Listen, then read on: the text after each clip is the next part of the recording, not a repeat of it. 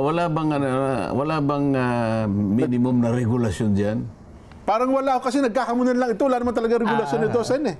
Oh, hindi naman to sila mga boxer talaga. Wala kategory, ano? Oh. Kumbaga ito lang eh, samaan lang. Paglalabas na ng samaan ng loob. Papawis lang, ika nga. Oo. Ako naman. Pero ako, ang ibig ko sabihin, kung gusto mong magpapawis, hindi yung nakakasakit, di ba?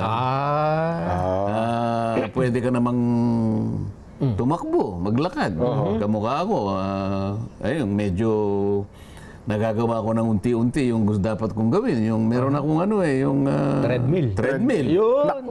So, nakaka 30 minutes ako. Tsaka yung speed ko nasa number 5 na ako, 5.5 na. Doon na lang pala sila maglaban sa Family Fun Run. Di ba?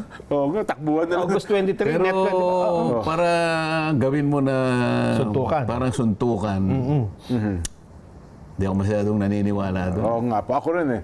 Yung kailangan ba yung ganun? Dumating pa sa puntong ganun. Well, mukhang nagkakapersonalan sila, Sen.